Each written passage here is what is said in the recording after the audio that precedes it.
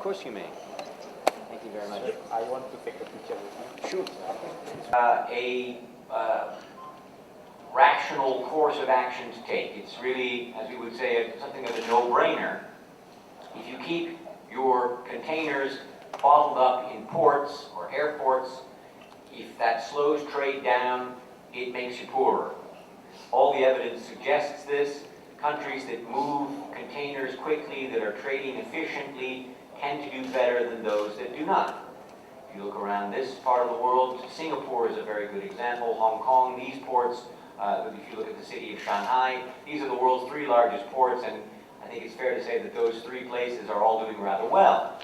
In other parts of the world, there's a great deal of difficulty. Now, of course, there are differing reasons for difficulty moving containers. If you are in West Africa and you are a landlocked country, you do not have control over the movement of your goods. You must rely on free movement through other countries. That's not always easy to obtain. Some of the issues that we're taking up here are quite simple, really. You're talking about a single window whereby exporters go to a single agency and all of their documentation can be delivered there. Rather than having to go to 10 or 15 agencies and to obtain 40 different signatures, they can simply go to one place. It's a one-stop shop. There are a range of other issues that are involved here as well, some of them technical, some of them political. And there's another element to this which is very important as well, which is technical assistance. Because many of our members, 2/3 to 3/4 of our members are developing countries, and they do not have the capacity to be able to implement an agreement, a binding agreement in the WTO. Remember that our agreements are bound. That means there's a legal obligation to follow through on these agreements, and a failure to so do can render you subject to the dispute settlement system, which is something that many developing countries worry about intensively. They do not wish to be confronted by highly skilled trade lawyers from the EU, Japan, US, or elsewhere. So there is real concern on their part that they may not be able to implement technical agreements such as this. So this agreement has something quite unique and innovative, which is a special section devoted to special and differential treatment for developing countries and technical assistance. This would provide for them the ability to stage in their commitments over time and to receive funds which would enable them to develop the capacity to implement these measures. Another very important issue before us is pertaining to agriculture. The group of 33 countries, which is chaired by Indonesia, has put forward an important proposal on food security. And what's happening is that under the WTO, all countries have obligations which limit the subsidies they can provide to agriculture. These subsidies are limited in terms of those subsidies which are trade distorting in nature. And the idea is that if you were to subsidize your farmers, they would produce surplus crops, surplus grains, which would then in turn be dumped on global markets and distort trade. This is something which for years has been an objective of developing countries, but as developing countries have reached higher levels of income, as their farmers have become more productive, you see that their production levels have gone up, and what they're trying to do is ensure that they can provide food for poor consumers through various food stockpiling programs, and which would not render them, again, subject to dispute settlement proceedings. Now, the proceedings that were put forward, the proposals put forward by the group of 33, include, they included 2 quite complex formulas, and the third option would be a peace clause. That is to say, there would be a period of time, an interim period, in which these countries would not be subject to any dispute settlement should they be in breach of their subsidy obligations. Now what's happening is we are now discussing this intensively, and it looks as though we will be able to we believe, find some form of agreement here, but there are still questions outstanding. How long would this period of grace be extended? What kinds of safeguard measures could be undertaken to ensure that we would not have any spillover effect of these grains onto international markets. The last issue, there are two other issues in agriculture as well. One of them pertains to a way in which we would improve the monitoring and administration of quotas, import quotas in certain countries. There are developing countries who believe that in some countries the quota obligations, import quota obligations that have been undertaken are not being met. That is to say, these countries are not importing as much as they should be, and that this is hurting exporting countries in the developing world. This is coming along rather well. We should be able to get an agreement here. It's simply an exercise in enhanced transparency.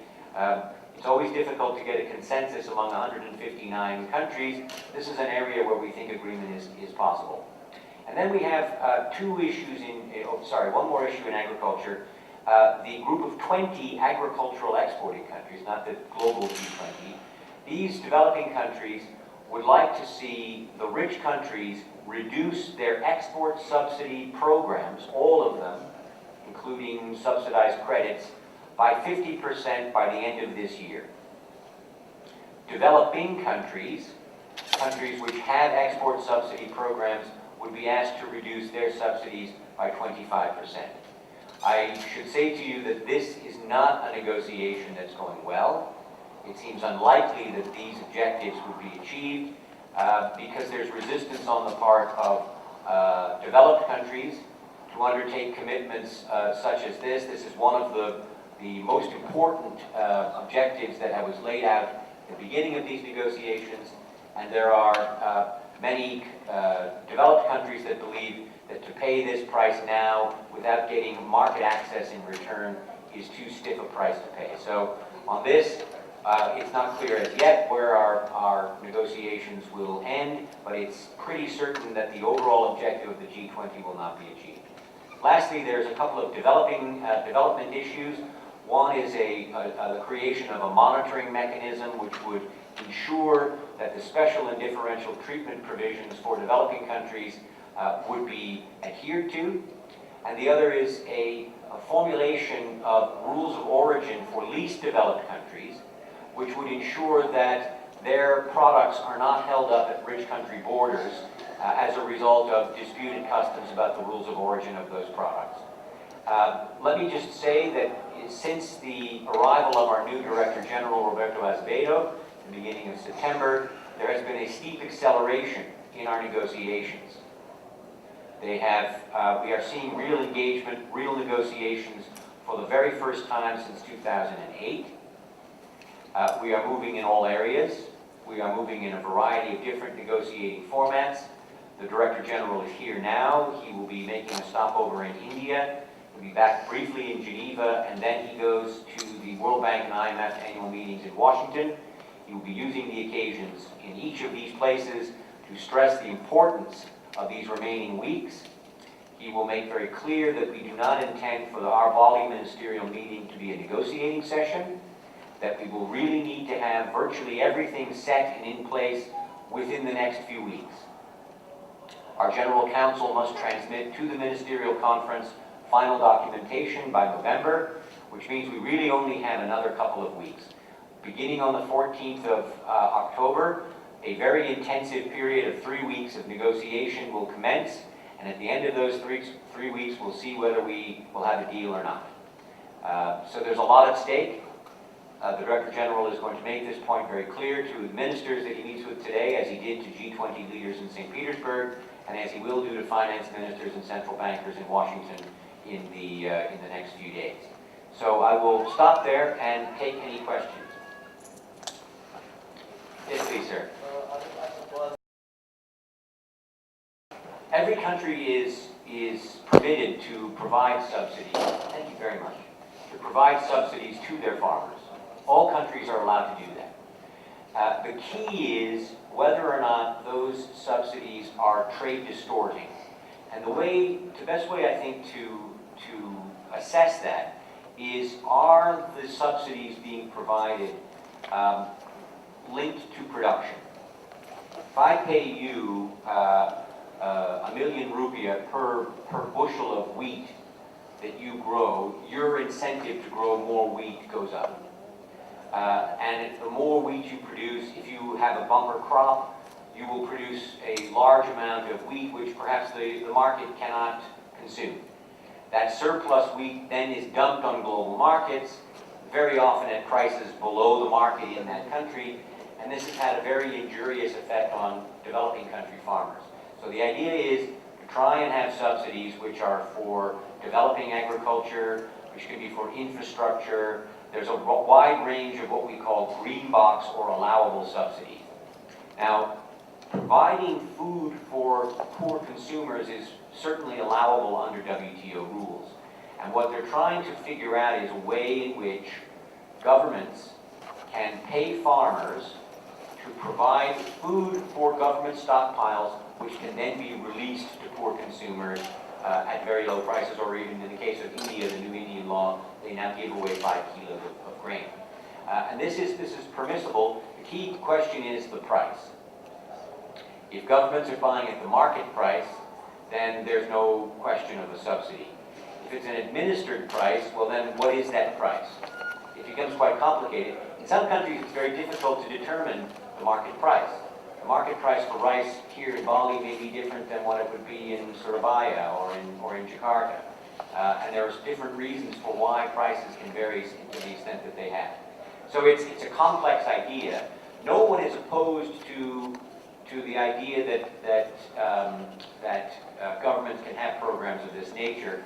The disagreement is on, as I mentioned earlier, how to keep track of these programs, the key issue being the duration of the program, but also to ensure that these goods are not then somehow dumped on global markets. On the question of export subsidies, is that the nub of your question? If it's about export subsidies, then the biggest export subsidizers traditionally have been the US and the EU, but also Norway and Switzerland. But you have other programs as well that in some developing countries, including China, have allowed them to promote the export of their products. What the developed countries have said in the beginning of the Doha round, this was for many developing countries the most important issue. The situation has changed rather starkly because the price of grain has gone up so much that the subsidies given out by the United States and the European Union have plummeted. Most of these subsidies are form of price support, and since the price is already very high, the actual subsidy outlays have gone down. However, their commitments, what they're allowed to do under WTO rules, remain very high. They are far below those now. And in the case of the US and the EU, a cut of 50%, they would not even touch the existing expenditure. But what they say is they don't want to be constrained in that way. Absolutely.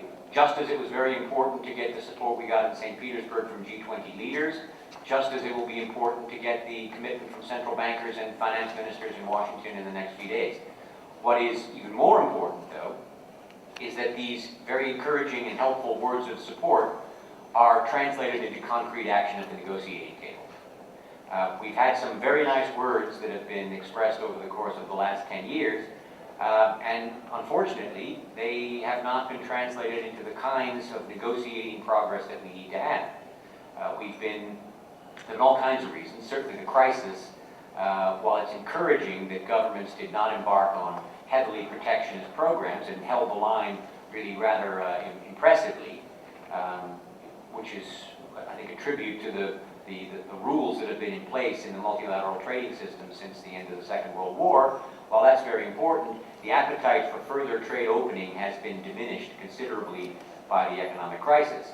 With some signs of recovery now, we're starting to see more enthusiasm for trade opening, and we're hoping that we'll be beneficiaries of this changing trend.